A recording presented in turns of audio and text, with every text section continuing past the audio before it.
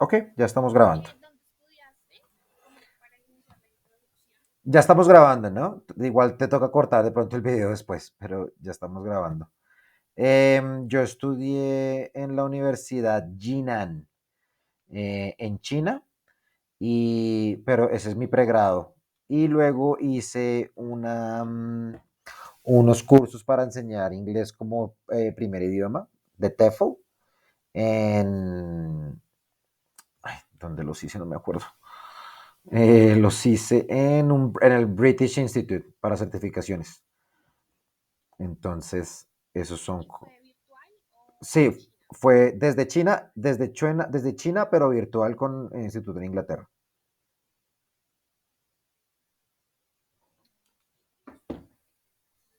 Vamos a comenzar la entrevista. Em, bueno, muchas gracias por acompañarme, Edgar. ¿Eres profesor de inglés hace cuánto tiempo? Norma, buenas noches y gracias por la entrevista. Yo soy profesor de inglés hace aproximadamente 7 años.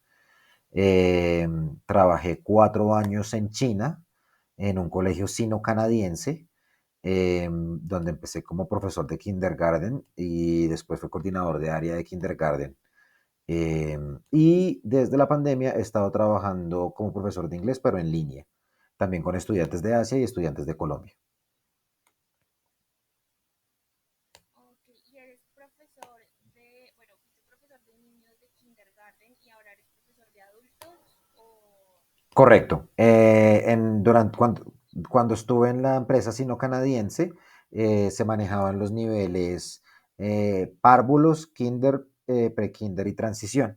Entonces, yo fui profesor de esas áreas y después era el coordinador de áreas de los otros profesores internacionales de la misma empresa eh, para kindergarten. Ahora mismo solo trabajo con adultos, también por una empresa que tiene estudiantes de Asia.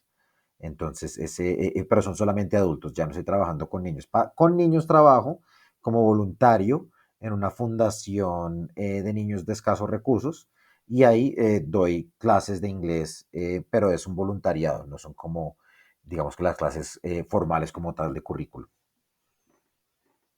Quiere decir que tus estudiantes adultos, su lengua materna es Mandarín, el mandarín, correcto. ¿sí? Ujú. Ok, ok. Bueno, y en cuanto al uso de la lengua materna para el aprendizaje de inglés, ¿es necesaria tanto en niños como en adultos? Em, ¿O qué piensas del uso de la lengua materna para el tema de traducción? ok. Yo creo que cuando uno está enseñando, cuando uno está enseñando, independientemente de que sean niños o adultos, em, lo que tiene que hacer antes de cualquier clase, antes de empezar con la primera clase que se vaya a dar, con la primera lección, es hacer entender que los lenguajes son equivalentes. Es decir, hay unas equivalencias lingüísticas en los idiomas. Toda palabra que existe en español tiene su traducción al inglés o al mandarín, y si no tiene una traducción, digamos, directa, tiene un equivalente en una expresión, en una oración, lo que sea. Y eso es muy importante para hacerles saber a las personas que digamos que si bien al comienzo, sobre el comienzo de las clases, se puede empezar a usar el lenguaje, se puede usar el lenguaje materno para hacer esas traducciones, para entender el lenguaje nuevo que se está entendiendo, llega a un punto en que se deja de ser necesario si uno entiende de verdad las equivalencias. ¿Sí? Igual, digamos que para niños, en mi experiencia, lo que he trabajado con niños pequeños, uno hace, sobre todo con los más pequeños, uno empieza a hacer un trabajo de repetición como se hace con el lenguaje materno. Los niños no vienen con un lenguaje eh, como preinstalado, pues los bebés no vienen con un lenguaje predeterminado, sino que están aprendiendo todo de scratch.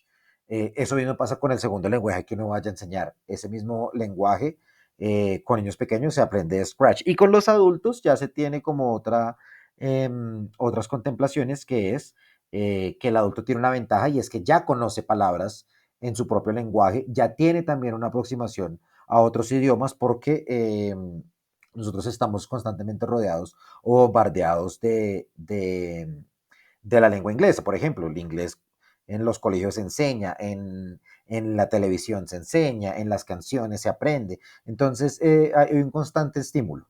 Entonces, vuelvo y te digo que creo que es el comienzo, el hacer entender que hay una equivalencia entre los idiomas es lo más importante. Sí es necesario usar la lengua materna como en un primer momento, pero lo ideal es enseñar unas bases y usar esas bases para hacer la construcción del lenguaje y dejar de lado el lenguaje materno lo antes posible.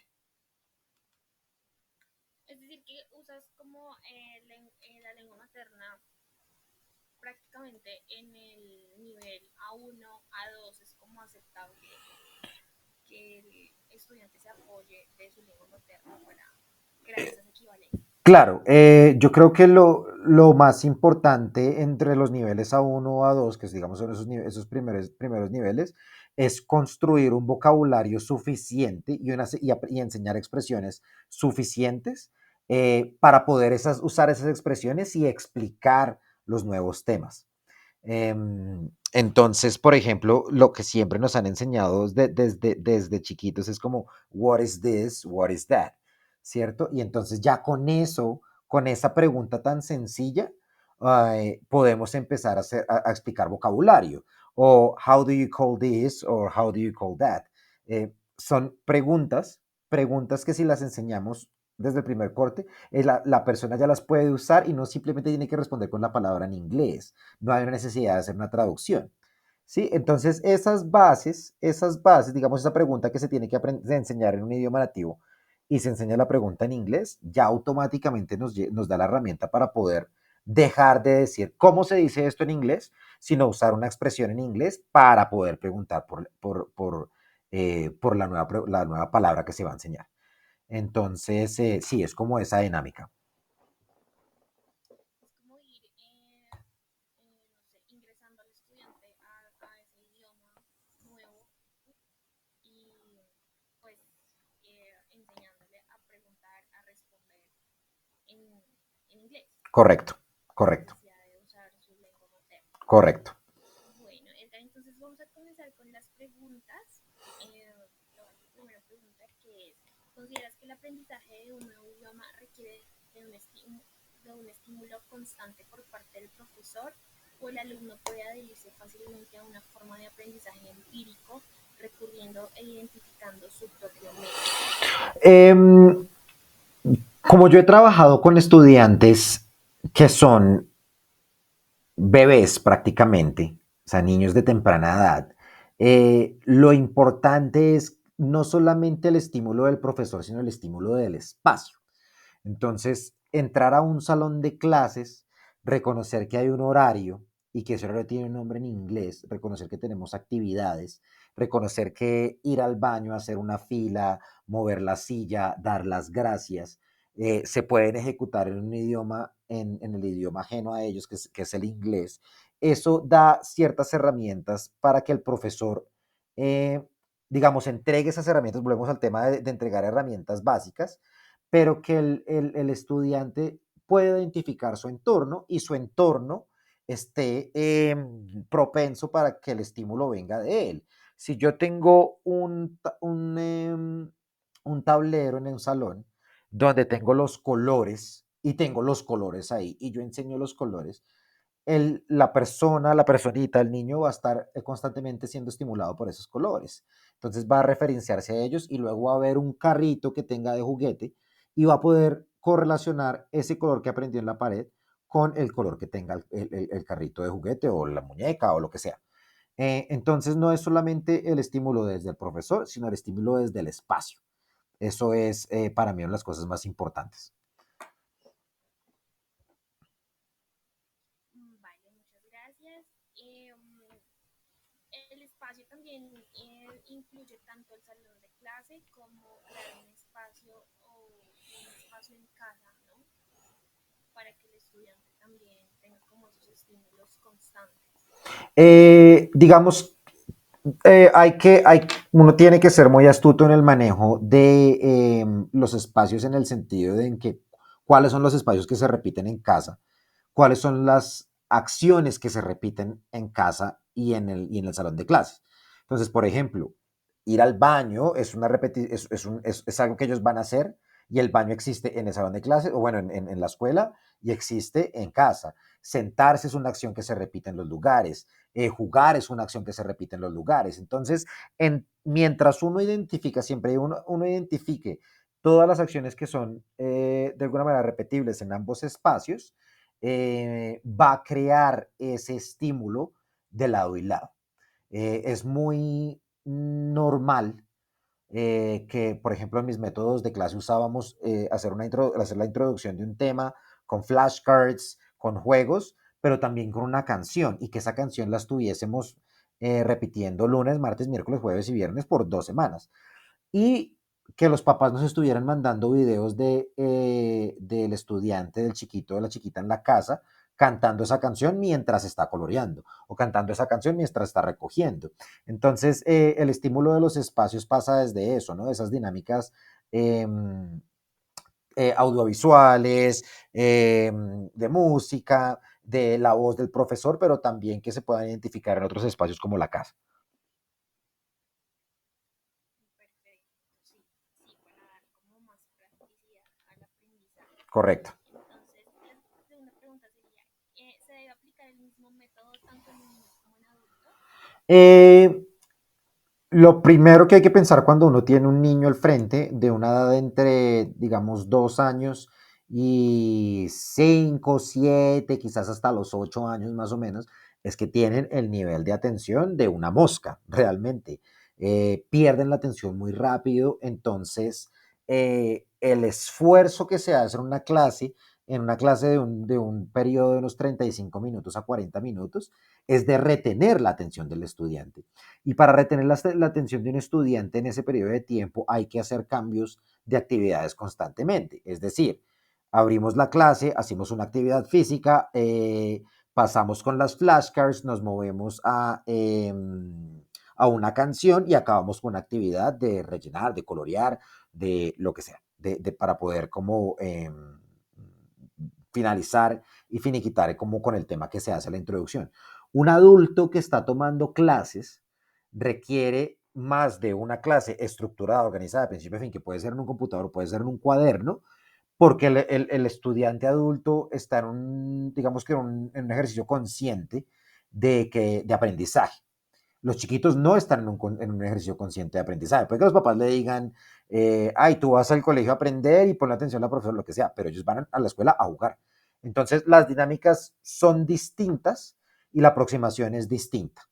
Eh, digamos que de pronto en términos de la actitud del profesor, la actitud del profesor siempre tiene que ser una actitud cordial, amigable, festiva, eh, siempre dispuesto a recibir al estudiante, pero obviamente, vuelvo y lo digo, el método sí cambia absolutamente.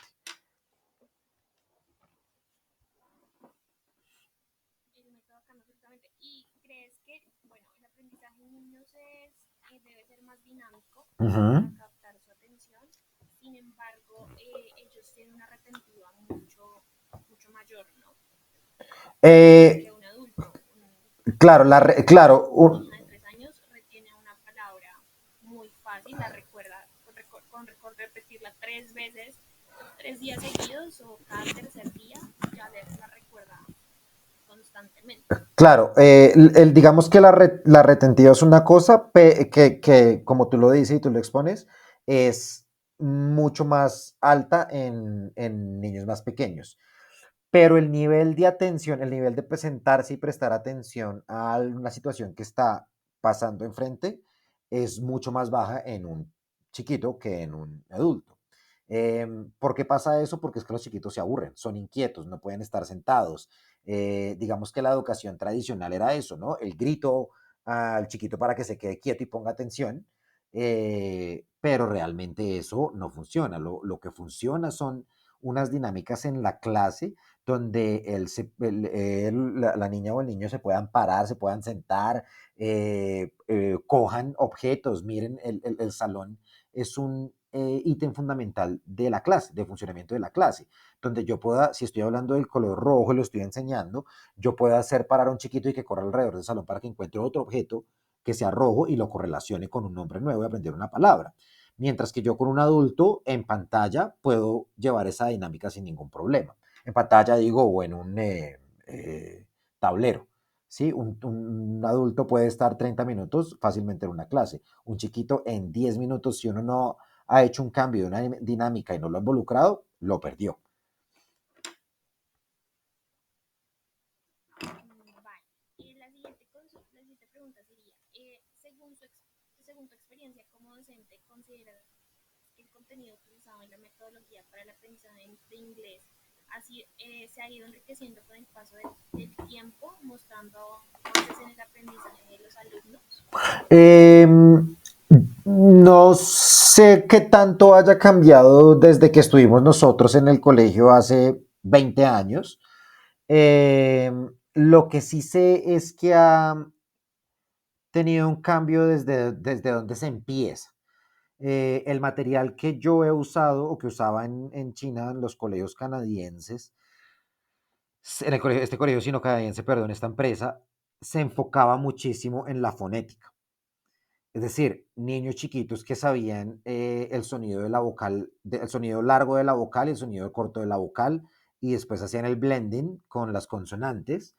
Y eso es algo que a nosotros no nos hicieron nunca. Nosotros aprendimos el ABCD en una canción, el AIOU en una canción, aprendimos pollito chicken, gallina hen, y nunca nos hicieron esa introducción a letras que era tan importante. Yo veo ahorita los chiquitos en Asia, no estoy, digamos, comparando como el nivel ni nada porque son procesos distintos, pero veo que saben, aprenden a leer las palabras en inglés porque aprenden esa parte tan importante que son los fonemas desde muy pequeños, mientras que nosotros nunca vimos los fonemas, de pronto llegamos adultos y uno va a un curso de inglés y vuelve y no han explicado los fonemas todavía. Entonces creo que sí ha cambiado un poco como en la aproximación que se le da, eh, con cosas que pueden sonar un poco más complejas, pero que realmente son los fundamentos para el desarrollo de las lenguas o de la lengua extranjera.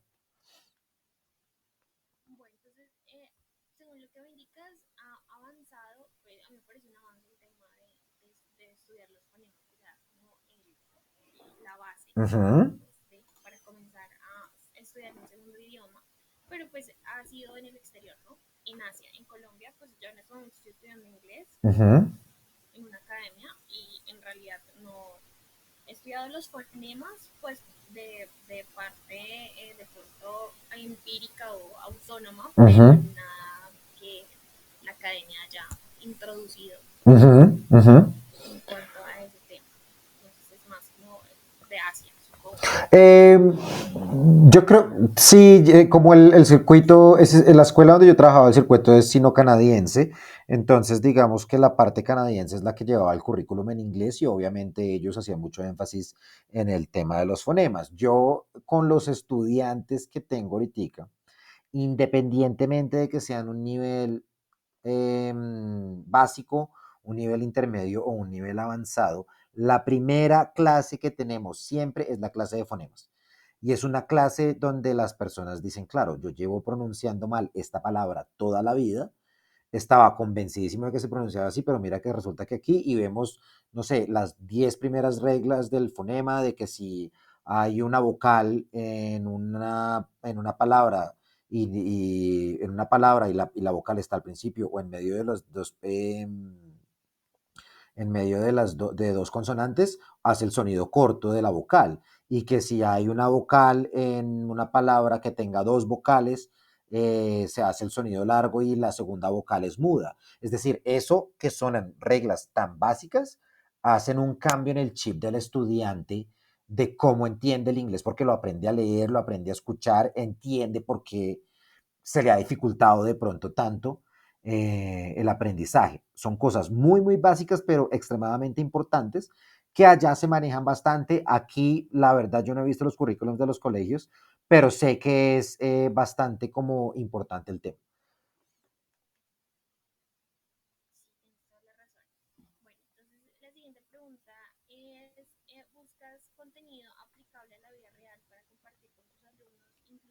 un modelo pedagógico que ya está establecido, por ejemplo, no sé, colegios que ya tienen como modelo una metodología establecida, tratas de salirte un poco de esa metodología como para aplicar situaciones de la vida real. Sí, una de las tácticas que yo uso durante mis clases y que es, digamos, con la que más logro que el estudiante tenga un enganche con el idioma, es el tema del contexto.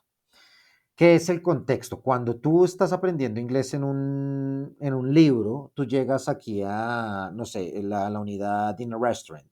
Y entonces vas a ir al restaurante y te enseñan cómo pedir y entonces dice, no sé, cómo se dice espagueti y cómo may I have this o lo que sea.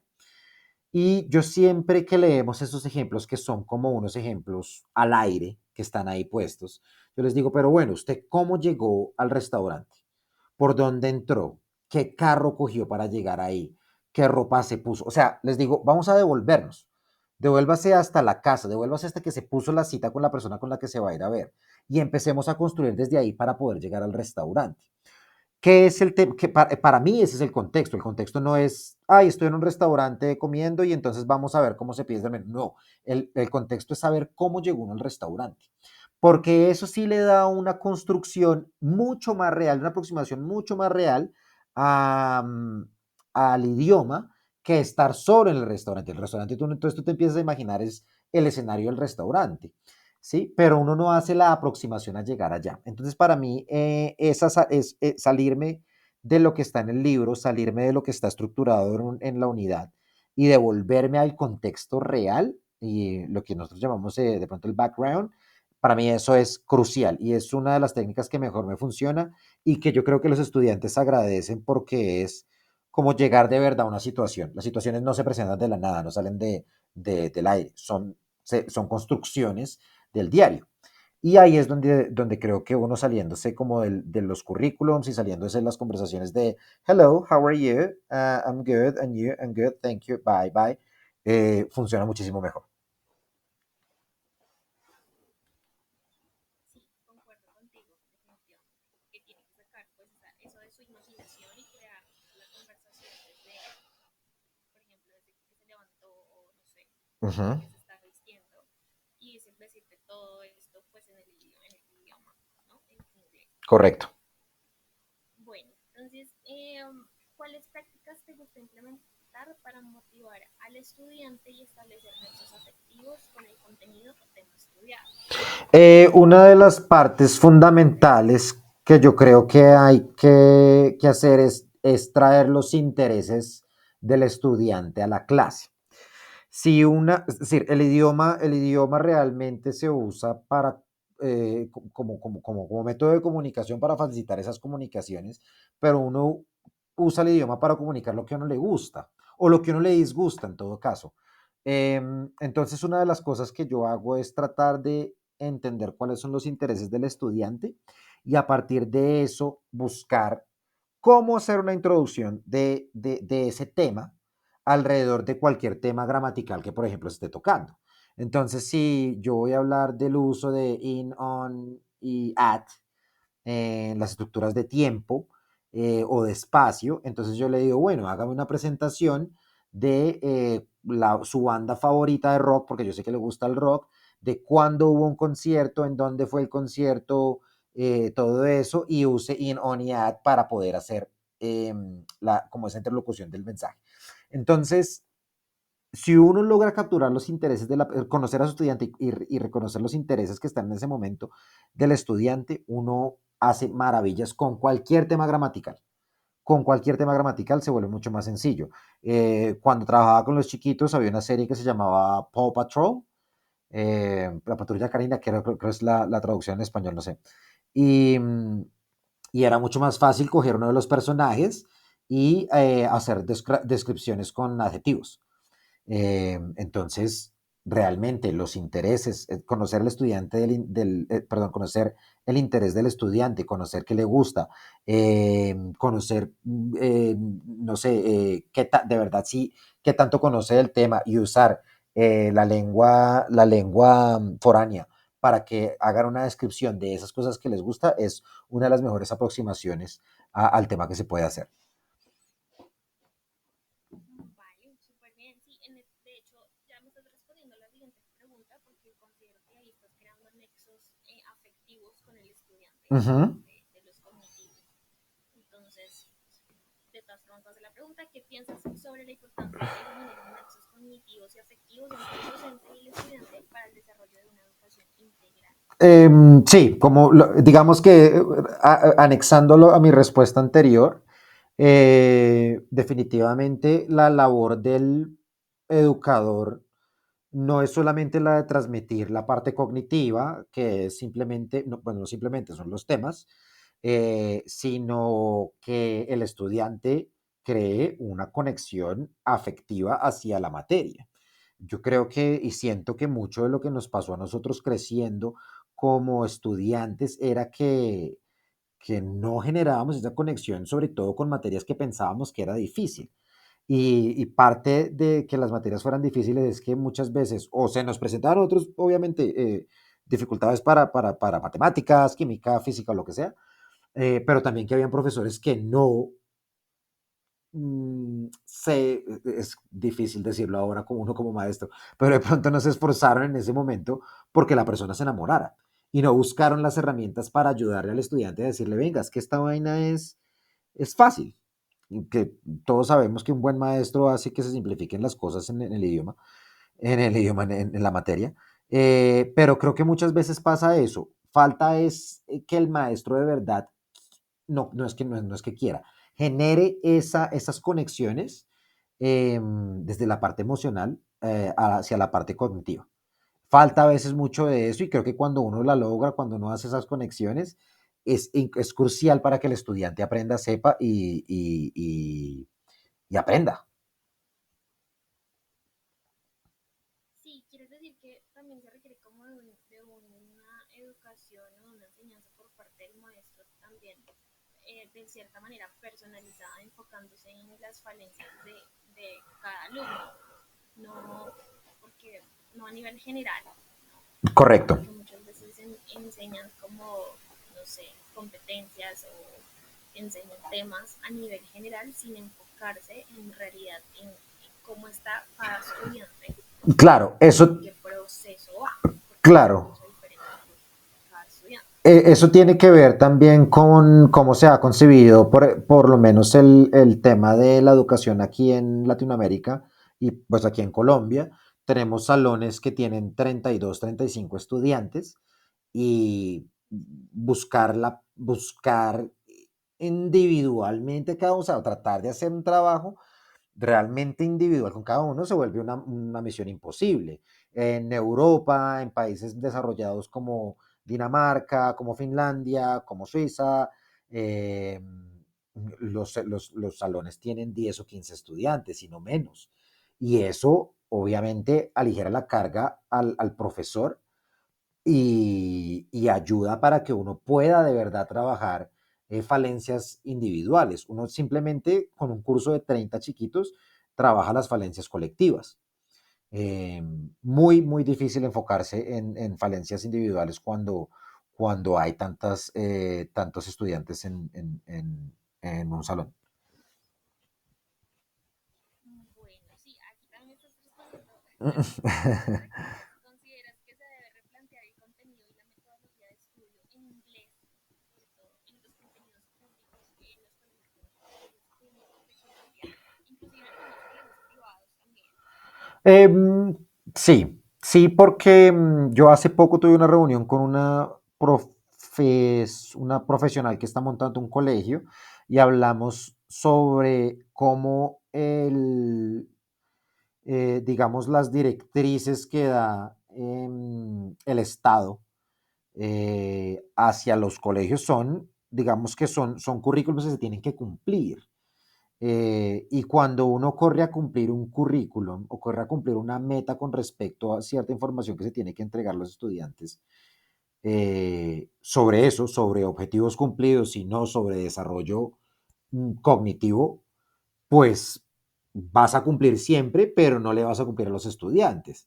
Entonces hay que replantear ese modelo para ver dónde estamos fallando desde el currículum, dónde están fallando los profes, dónde está fallando la academia, eh, cuánto más hay que involucrar a los papás para que el modelo sea efectivo, ¿sí? Porque siento que eso es una de las cosas que todavía pasan y es que la educación está a cargo del maestro y resulta que muchas veces a los estudiantes que mejor les fue o que mejor les va son los que tienen los papás apoyando la educación desde casa. ¿Sí? Las dinámicas en casa son cruciales para un buen desarrollo.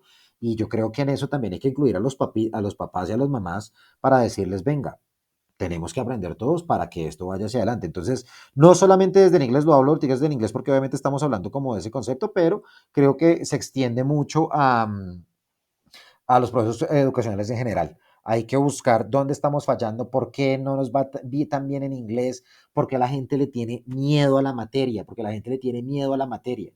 ¿Sí? Es decir, tenemos casos de estudiantes que llegan a la universidad y con todas las materias aprobadas a falta de tesis de grado, no pueden escribir tesis porque no han pasado inglés. Y hay gente que dura 3 años sin graduarse de la universidad y sin poder siquiera presentar la tesis porque no tienen el inglés y le tienen pánico, pavor al idioma. Entonces sí, sí hay que replantearlo, sí tenemos que buscar alternativas al respecto. Sí, concuerdo contigo. Bueno, la siguiente pregunta es, ¿crees que un estudiante aplicado de pensamiento crítico que en general responde correctamente a los estímulos que proporciona el profesor es siempre un estudiante motivado? Es decir, un estudiante siempre debe estar motivado o hay que implementar también cuestiones de disciplina. Yo creo que hay que, la labor del profesor, no solamente con un estudiante aplicado, sino con todos los estudiantes, es generar un amor hacia la materia. Yo he visto a través de los años, a través de los estudiantes, que hay gente que le coge fobia a las materias. Entonces, tú puedes tener un estudiante aplicado, pensamiento crítico, responde bien a los estímulos y sí, que pierde la motivación, puede perderla sobre el camino, ¿sí? Porque somos humanos y nosotros nos cansamos de la cosa. Entonces, ¿cuál es la labor del profesor ahí? Tratar de mantener eh, el amor hacia la materia, el amor hacia lo que se hace. El aprendizaje no puede ser, y esto lo respondo tratando como de mezclar aquí varias cosas, pero el aprender no puede ser una obligación mala y fea, que es lo que nos pasa, ir al colegio, qué mamera, hacer tarea, qué mamera. Y estoy hablando, tratando de responder desde el estudiante aplicado y del estudiante que no se ha aplicado. Sí, como esas motivaciones tienen que responder un amor hacia la materia, eh, y un amor que uno tiene que poder enseñar hacia los estudiantes. Entonces, digamos que no puedo responder la pregunta propiamente, porque me parece que tiene otras vertientes importantes que sobre los estímulos y sobre la motivación. ¿Para qué? Sobre todo aprender para qué va a usar usted el idioma, para qué va a usar en matemáticas, las ciencias, lo que sea. Esos estímulos se basan en saber cómo se va a usar la materia más adelante.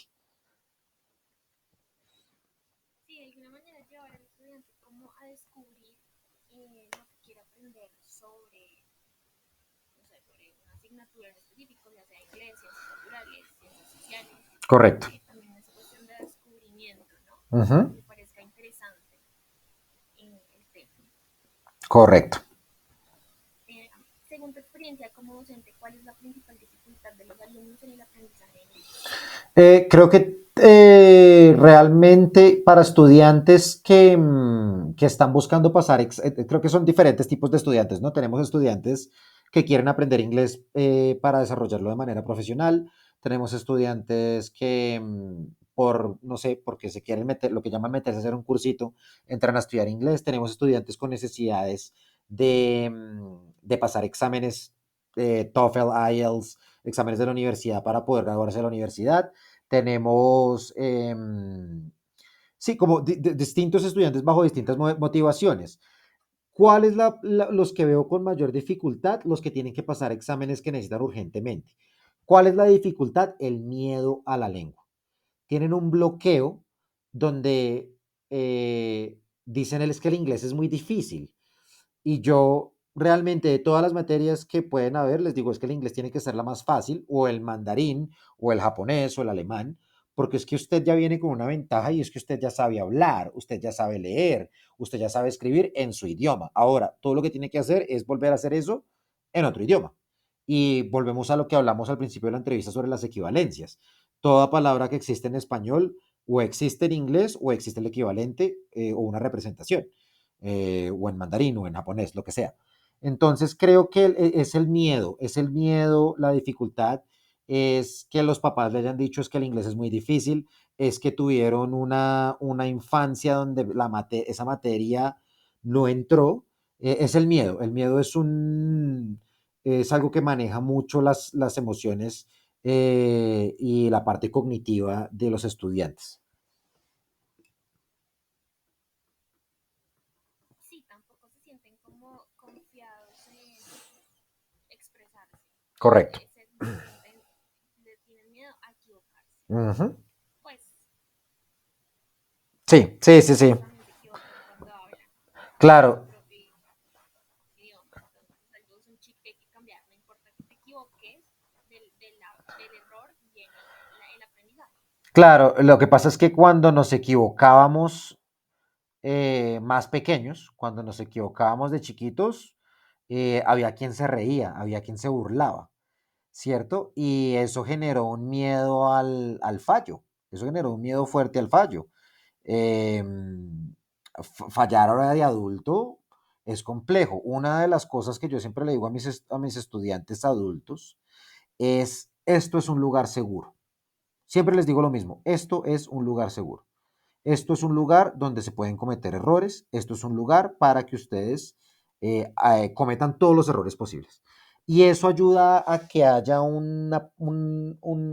que se relajen, ¿sí? Porque el miedo hace parte de la educación.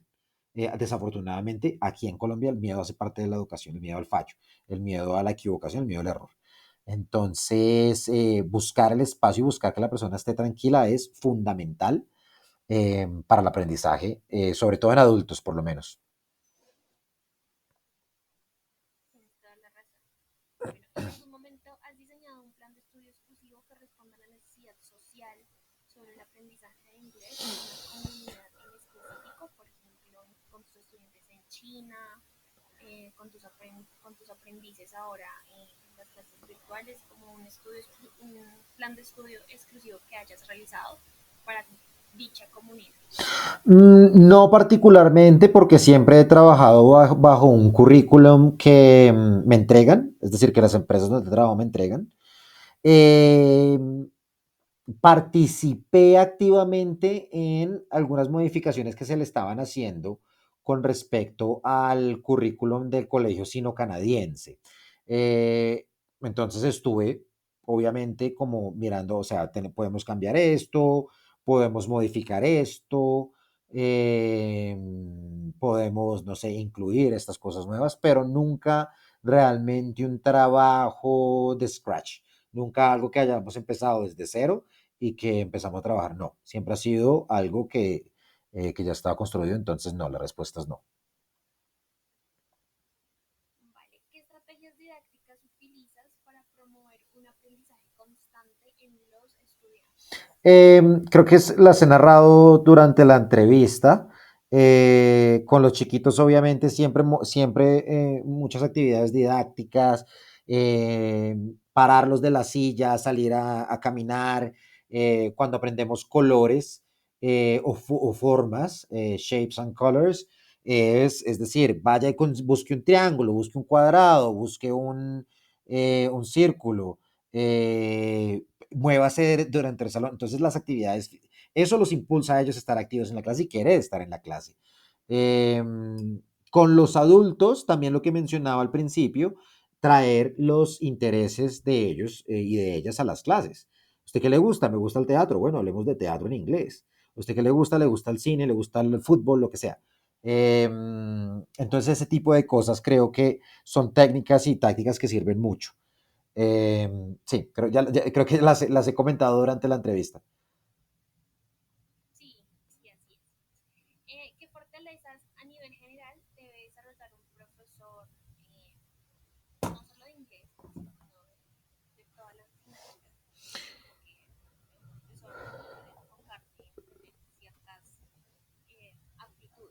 Yo creo que, yo creo que realmente uno, el amor por lo que se hace, porque esto es una profesión muy desagradecida, es una profesión que se repite. Tú acabas con un grupo, lo sacas el grupo y tienes que volver a hacer lo mismo con otro grupo. Eh, y la paciencia es fundamental. En el momento en que uno pierde la paciencia, eh, perdió. Los estudiantes le huelen a uno el miedo y le huelen a uno la rabia y le huelen a uno la indisposición. Entonces la paciencia es un tema clave y improvisar, improvisar, la improvisación.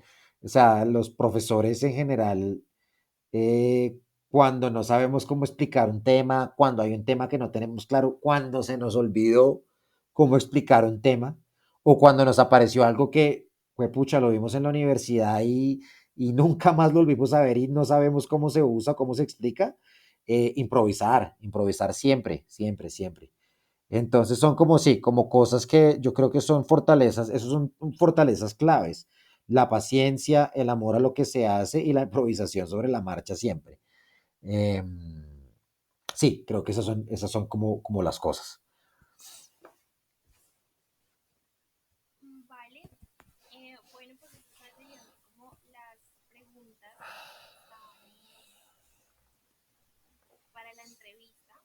Te agradezco mucho tu tiempo, eh, pues que has explicado todo muy bien y he aprendido durante este tiempo. Te agradezco mucho y pues también quisiera que por favor nos comentaras dónde estudiaste, qué estudiaste, eh, para que mis compañeros también Listo. sepan Eh, sobre tu currículum. ok, yo estudié mi pregrado. A ver, no, voy a dar como un poquito más de énfasis en mi educación porque ha sido un poquito distinta. Yo me mudé a China a los 18 años y estudié 2 años de mandarín. Luego salí de ahí a la universidad, en la Universidad Jinan, de la ciudad de Guangzhou, en China. Estudié en China negocios internacionales, comercio exterior. Y luego, viendo las posibilidades de trabajo en educación, hice un diplomado en educación en el Royal English College de Londres. Lo hice en línea. eh, para educación, es un certificado que se llama TEFL, para enseñar inglés como primera lengua. Distinto al TOEFL y a estos certificados que son como de hablas, desde enseñanza. Eh, y luego con ellos, a través de la empresa, que es una empresa sino-canadiense que se llama CIEO, Canadian International Education Organization, eh, hice varios cursos también de aprendizaje. Estuve constantemente como en el trabajo de donde me enviaban a talleres sobre educación y yo tenía que volver a la empresa. Yo tenía 17 profesores internacionales bajo mi cargo, entonces yo estaba dándoles constantemente entrenamiento en educación. Eh, Luego, con la pandemia, me mudé de China a Colombia y llevo aquí trabajando en una empresa que se llama Samyip. Es una empresa china y aquí también estoy constantemente en cursos para mejorar, como el tema de la enseñanza. Soy muy autodidacta también en el tema, me gusta mucho como el tema de aprender nuevas técnicas, pero sobre todo también de, de, de, de tratar. Entonces yo pruebo algo en clase y ver si funciona bien, si funciona bien, si funciona más o menos lo ajusto para que funcione y si no funciona, pues aprender que no funciona, sirve así, desechar. Entonces es más o menos como mi currículum académico.